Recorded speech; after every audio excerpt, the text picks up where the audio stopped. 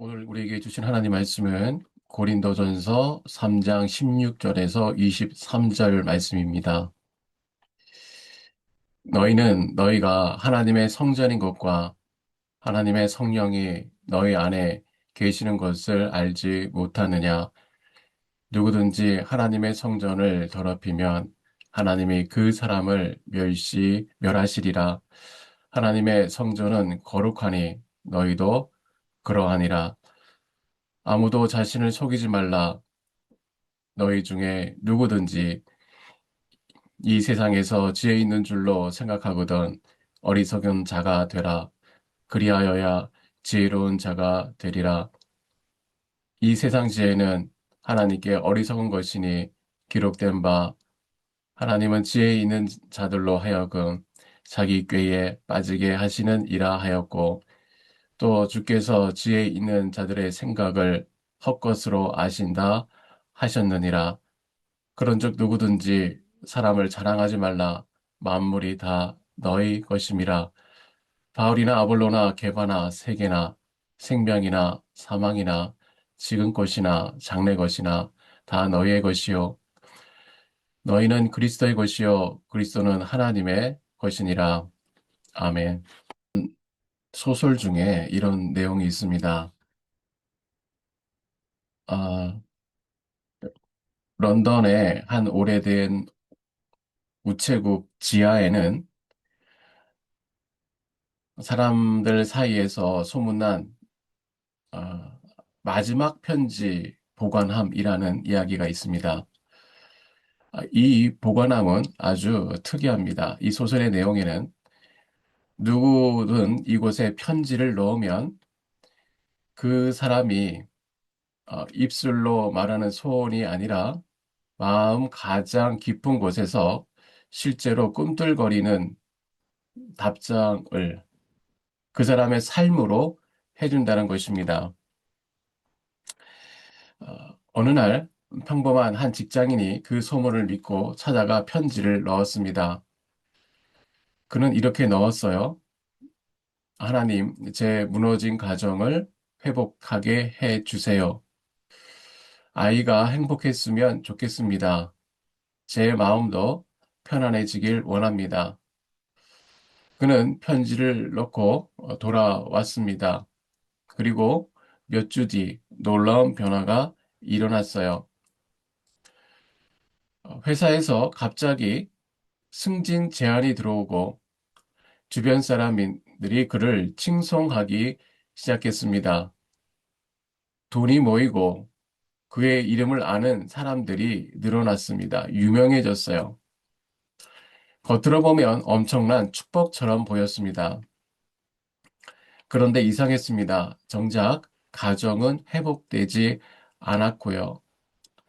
아이의 표정은 여전히 어두웠고 그의 마음은 더 불안해졌습니다.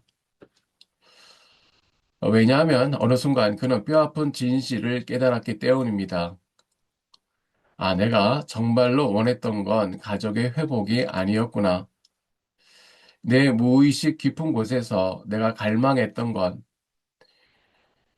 그것은 사람들이 나를 우러러 봐주는 인정과 성공이었구나. 그날 밤 그는 거울 앞에서 오래 있었습니다. 자기 입술은 평안을 말했지만 자기의 심장은 안정을 갈구하고 있었습니다. 가장 무서운 건 남들이 나를 속이는 것이 아니라 내가 나를 속이고 있었다는 사실입니다.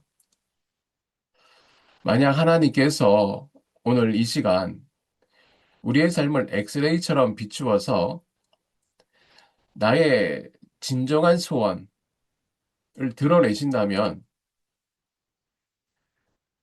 나도 모르는 소원을 드러내신다면, 나는 무엇을 마주하게 될까요? 오늘 본문의 사도 바울은 고린도 교회를 향해 바로 그 깊은 곳, 우리 내면의 가장 은밀한 밀실을 파고듭니다. 겉으로는 주여 주여 부르지만 속으로는 사람을 줄 세우고 서로 비교하고 세상의 인정을 탐하는 그 마음의 우체통을 말씀의 빛으로 비치십니다. 오늘 우리는 그 빛 앞에서 위선의 껍질을 벗기고 내가 회복해야 할 진정한 정체성 하나를 붙들고자 합니다. 첫 번째로 우리는 하나님이 거하시는 거룩한 지성소입니다. 여러분 방금 들려드렸던 이야기 속의 남자가 숨기고 있었던 그 마음속의 깊은 곳, 그 방을 한번 찾아가 봅시다. 그리고 이제 조용히 저와 여러분의 마음속의 방을 한번 들여다보시겠습니까? 아무에게도 보여주지 않았던 가장 은밀한 그곳. 혹시 그 방 한가운데 놓인 의자가 있다고 생각합시다. 그 의자는 내 삶의 주인이 앉는 자리, 바로 왕의 보좌입니다. 지금 그 의자에 누가 앉아 있습니까? 바울은 고린도 교회 성도들에게 그리고 오늘 우리에게 아주 충격적인 선언을 합니다. 너희는 너희가 하나님의 성전인 것과 하나님의 성령이 너희 안에 계시는 것을 알지 못하느냐? 이 말씀이 얼마나 놀라운 말씀입니까? 여기서 나오는 성전이라는 단어는 헬라어로 나우스입니다. 이것은 사람들이 북적거리는 성전뜰이나 마당을 말하는 것이 아니라 구약시대 대제사장만이 1년에 단 한 번 두려움과 떨림으로 들어갈 수 있는 가장 거룩하고 은밀한 하나님의 임재가 거하는 곳, 지성소를 말합니다. 우리는 단순히 주일에 교회 마당을 밟고 지나가는 그런 종교인이 아니에요. 저와 여러분은 살아계신 하나님을 내면의 지성소에 모신 걸어 다니는 성전입니다. 하나님은 저 멀리 하늘에 계시거나 화려한 건물 속에 갇혀 계신 분이 아니라 그 거룩하신 분이 지금 어디 계십니까? 바로 너희 안에 여전히 실수하고 넘어지며 흔들리는 바로 우리의 존재 한복판에 들어와 앉아 계신다는 것입니다. 다시 한번 우리의 마음속 의자를 떠올려 봅시다. 그 의자에 누가 앉아 있습니까? 온 우주를 다스리시는 하나님이십니까? 아니면 서론의 그 남자처럼 여전히 사람들의 박수를 갈구하는 나 자신입니까? 혹은 돈입니까? 자존심입니까? 여러분, 하나님은 거룩하신 분입니다. 거룩하다는 것은 죄와 섞을 수 없다는 뜻이에요. 만약 성전인 우리 내면에 시기와 분쟁, 음란과 탐욕이라는 우상이 그 의자를 차지하고 있다면 하나님은 그곳에 편안히 거하실 수 없습니다. 왕이 앉아야 할 자리에 반역자가 앉아 있는데 어떻게 왕이 그곳에 머물 수 있겠습니까? 그래서 바울은 정중하게 경고합니다. 누구든지 하나님의 성전을 더럽히면 하나님이 그 사람을 멸하시리라. 17절입니다. 이것은 단순히 협박이 아니에요. 거룩과 죄는 공존할 수 없다는 영적인 원리를 말씀하십니다. 성전을 더럽힌다는 것은 무엇입니까? 단순히 윤리적인 죄를 짓는 것만을 말하지 않습니다. 하나님이 거하시는 거룩한 공동체를 내 욕심으로 파당짓고 찢어 놓는 것, 내 안의 성소를 미움과 다툼으로 세우는 것, 그것이 바로 성전을 파괴하는 행위입니다. 그래서 그러므로 거룩은 우리에게 주어진 어떤 무거운 짐이나 억압의 의무가 아니에요. 거룩은 하나님을 모신 자답게 살아가는 가장 아름다운 삶의 모습을 되찾는 것입니다. 내 안에 계신 분이 얼마나 크고 거룩하신 분인지 안다면 사소한 욕망이나 자존심 싸움에 목숨 걸지 않게 될 것입니다. 오늘 이 시간 내 마음의 의자를 비워내십시오. 그리고 주님을 모십십시오. 성령께 온전히 내어드립시오. 내 안에 소란스러운 다툼을 멈추고 그 신 하나님이 거하시기에 합당하고 넉넉한 아름다운 성전으로 지어가는 저와 여러분 되시기를 바랍니다. 두 번째, 하나님은 기꺼이 양보하는 거룩한 바보를 들어 쓰십니다. 인간은 보이지 않는 저울을 하나씩 품고 살아갑니다. 누군가를 만날 때도, 일을 할 때도, 심지어 교회에서 봉사를 할 때도 인간은 습관적으로 내 마음속 저울을 꺼냅니다. 그리고 올려놓죠. 이게 나한테 이득이 될까? 손해가 될까? 내가 이만큼 했으니 저 사람도 이만큼은 해야 공평하지 않은가? 인간은 이 저울의 눈금을 맞추느라 참 피곤하게 살아갑니다. 한치의 오차도 없이 손해보지 않으려고 눈을 부릅뜨니다. 세상은 이런 사람을 똑똑하다라고 말하죠. 칭찬합니다. 그러나 우리의 밖에서도 안에서도 빈틈없는 사람이 되려고 애를 씁니다. 고린도 교인들도 그랬습니다. 그들은 세상의 철학과 논리라는 저울을 가지고 서로를 달아보았어요. 누구의 설교가 더 무게가 있나? 어느 파벌에 줄을 서야 내 위신이 서나? 그들의 치밀한 셈법이 결국 교회를 갈라놓았습니다. 오늘 사도 바울은 이토록 빈틈이 없는 우리를 향해, 나를 향해 하나님의 충격적인 역설을 던집니다. 아무도 자신을 속이지 말라. 너희 중에 누구든지 이 세상에서 지혜 있는 줄로 생각하거든 어리석은 자가 되라. 그리하여야 지혜로운 자가 되리라. 창세기 13장에 보면 아브라함과 롯이 나오죠. 그들의 선택을 기억합니다. 두 사람의 소유가 많아서 더 이상 함께 살 수 없게 되었을 때에 아브라함은 조카 롯에게 선택권을 양도합니다. 네가 좌하면 나는 우하고 내가 우하면 나는 좌하리라. 당시 고대 사회의 법도나 연장자의 권리로 보나 아브라함이 좋은 땅을 먼저 차지하는 것이 세상의 이치였습니다. 하지만 아브라함은 기꺼이 권리를 포기하고 바보 같은 선택을 합니다. 반면 조카 롯은 아주 지혜로운 사람이었어요. 그는 냉철하게 저울질했습니다. 그가 눈을 들어 요단 지역을 바라보니 물이 넉넉하고 마치 여호와의 동산 같다라고 성경은 기록합니다. 그의 셈법으로 그것이 정답이었어요. 그는 뒤도 돌아보지 않고 소돔 땅을 선택합니다. 세상의 눈으로 보면 롯은 승리자였고 아브라함은 실속이 없는 사람이었어요. 그러나 여러분 그 결말이 어떻게 됩니까?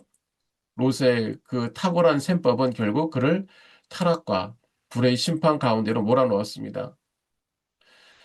19절에 보면 하나님은 지혜 있는 자들로 하여금 자기의 깨에 빠지게 하시는 이라고 말씀합니다. 그 말씀 그대로 그는 자기의 똑똑함 때문에 모든 것을 잃어버렸어요. 반면 눈앞의 이익 대신 하나님을 신뢰하며 황무지를 선택했던 어리석음은 이라고 생각했는 아브라함은 어떻게 되었습니까? 하나님은 그에게 찾아오셔서 너는 눈을 들어 동서남북을 보라 하시며 땅의 티끌 같은 자손의 복을 약속하셨습니다. 이것이 바로 십자가의 지혜입니다. 예수님을 보십시오. 그분은 우리를 구원하실 때 이에 타산을 따지지 않으셨어요. 저 죄인을 위해 내 목숨을 버리는 것이 수지타산이 맞는가? 만약 예수님이 저울질하셨다면 십자가는 없었을 것입니다. 예수님은 자기 권리를 다 포기하고 가장 비참하게 죽은 어리석은 길을 선택하셨어요. 세상은 조롱했어요. 그 거룩한 포기가 결국 인류를 구원하는 하나님의 능력이 되었습니다.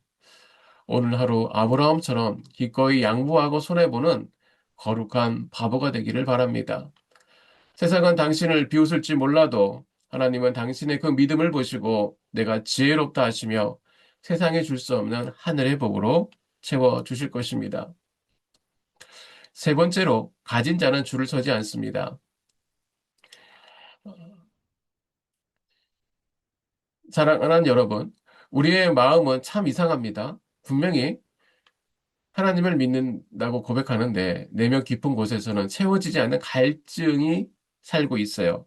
나는 아직 부족해. 이것만으로는 안 돼. 이미 가졌지만 더 소유하고 싶은 끝이 없는 허기 때문에 나는 자꾸만 밖에서 무언가를 채우려 기웃거립니다.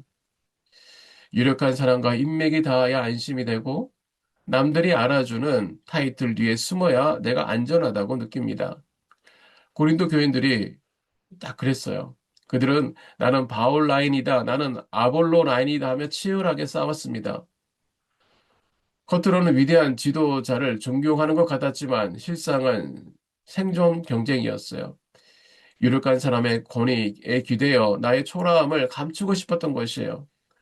그들은 마치 굶주린 사람처럼 사람 뒤에 줄을 서서 한 조각의 인정이라도 더 받으려고 다툼을 벌였습니다. 그런데 오늘 사도 바울은 그 빈곤한 영혼들을 향해 놀라운 선언을 합니다. 21절입니다. 그런즉 누구든지 사람을 자랑하지 말라. 만물이 다 너희의 것임이라. 이 말씀이 믿어지십니까? 역사상 가장 부유하나 가장 가난했던 한 여인의 이야기가 있습니다. 19세기 미국 월가에서 마녀라고 불렸던 해티 그린입니다. 그녀는 당시 세계 최고의 여성 부호였어요. 지금의 가치로 따지면 수조 원에 달하는 엄청난 재산을 가지고 있었습니다. 그러나 기네스북은 그녀를 세계 최고의 구두쇠라고 기록합니다. 그녀는 돈을 쓰지 않기 위해 상상을 초월하는 생활을 했어요. 난방비를 아끼려고 오트밀을 데우지 않고 차가운 오트밀을 먹었습니다. 비누와 물을 아끼고 입고 다니던 검은 치마의 가장 밑단만 빨아 입었습니다. 그래서 사람들은 그 검은 옷을 보고 마녀라고 불렀던 것이에요.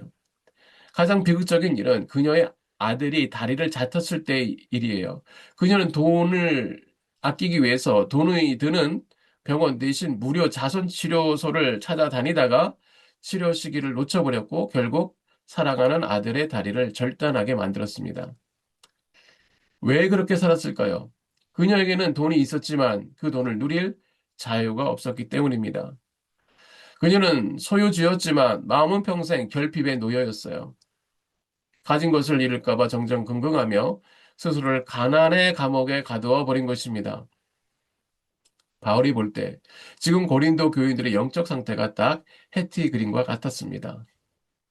그들은 이미 그리스도 안에서 온 우주를 상속받은 영적 거부들이었습니다. 그러나 그 사실을 까맣게 모른 채 스스로를 사람의 종으로 전락시켜 영적인 빈곤한 굴에 살고 있었습니다.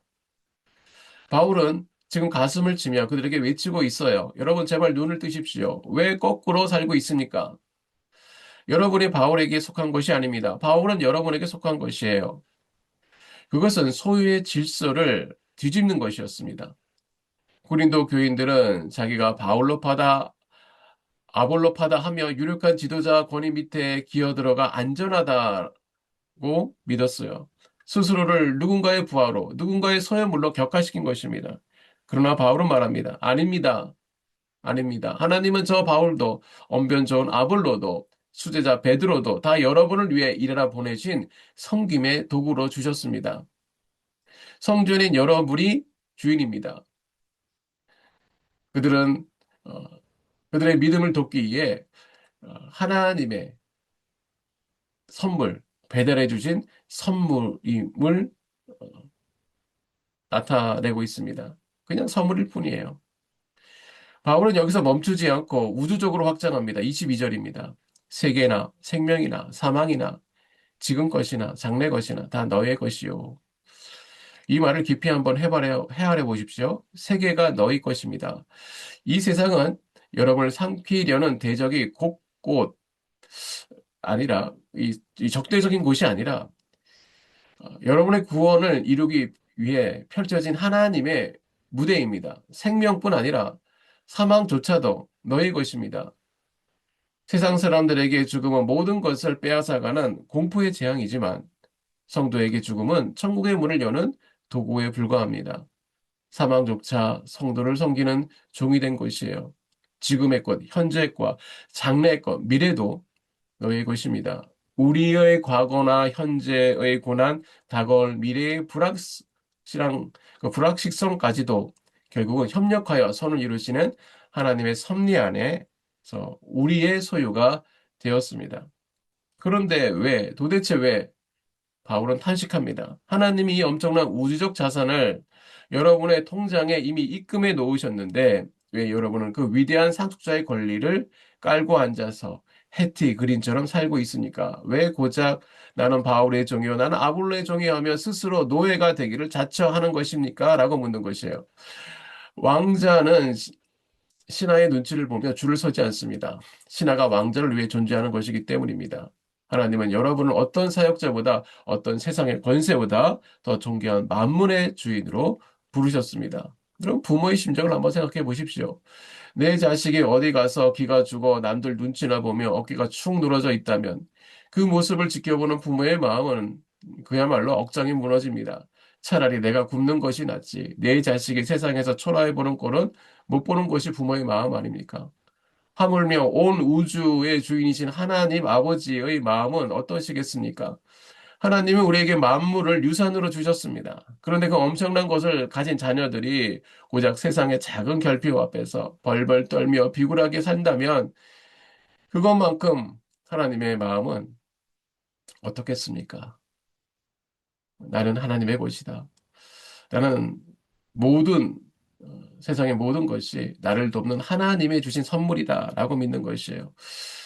우리 믿는 자들에게는 이런 거룩한 기계가 있기를 바랍니다. 배짱이 있기를 바랍니다. 말씀의 결론입니다.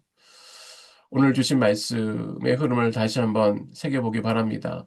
우리는 하나님의 성전입니다. 이것은 우리의 바뀔 수 없는 정체성입니다. 또 우리는 십자가의 지혜를 가진 자들이에요. 세상의 눈에는 어리석어 보일지라도 기꺼이 양보하고 손해보는 거룩한 바보가 되는 것이 바로 그 일이 저와 여러분을 살리는 지혜로운 길입니다. 그리고 마지막으로 우리는 만물을 가진 자들이에요. 여러분들은 그리스도의 것이요. 그리스도는 하나님의 것입니다. 이 거룩한 배짱과 넉넉함을 가지고 하나님의 자랑스러운 자녀로 당당하게 살아가시기를 바랍니다. 오늘 말씀으로 세 가지 기도 제목을 나눕니다. 첫째, 내면의 성소의 회복을 주시옵소서. 주여, 내 마음의 보좌에 여전히 주인 노릇하려던 나 자신과 세상의 욕망을 내려놓게 하시고 오직 성령님만 거하시는 거룩하고 정결한 지성소로 회복되게 하여 주시옵소서. 두 번째로 십자가의 지혜를 구하며 살게 하소서. 주여, 이익을 따지는 세상의 계산기를 내려놓게 하시고 눈앞의 손해를 두려워하지 않고 기꺼이 양보하고 섬기는 거룩한 바보가 되어 가정을 살리고 교회를 살리는 지혜자가 되게 하옵소서. 세 번째로 하나님의 자녀된 거룩한 자존심을 위하여 기도합시다. 주여, 만물을 상속받은 자녀답게 세상 앞에서 당당하게 살게 하시고 사람을 자랑하거나 줄서지 않고 나는 하나님의 것이다 라는 거룩한 배짱으로 세상을 넉넉히 품고 또 세상을 향해 베풀며 사는 삶을 허락하옵소서. 우리 세 가지 기도 제목으로 함께 기도하겠습니다. 자, 같이 기도하시겠습니다. 하나님 아버지 감사합니다. 또 우리에게 귀한 말씀을 허락하여 주시고 내가 누구인지 다시 깨닫게 하여 주시니 감사합니다. 세상의 소란함 속에서 내 마음의 방을 잡동사니와 욕망으로 채우며 살았던 나의 삶을 용서하여 주시옵소서. 불쌍히 여겨 주시옵소서. 이제 내 마음 가장 깊은 곳, 그 지성소에 오직 주님만을 모시기 원합니다. 주님이 거하시기에 가장 편하고 아름다운 초소가 될 수 있도록 우리의 마음과 생각을 지켜 주시옵소서. 주님, 무엇보다도 만물의 주인 되신 하나님의 자녀임을 잊지 않게 하여 주시고 이미 다 가진 자로서 여유와 당당함으로 세상을 섬기게 하여 주시옵소서. 우리를 사랑하시고 우리에게 모든 것을 선물로 주신 예수 그리스도의 이름으로 기도드립니다. 아멘.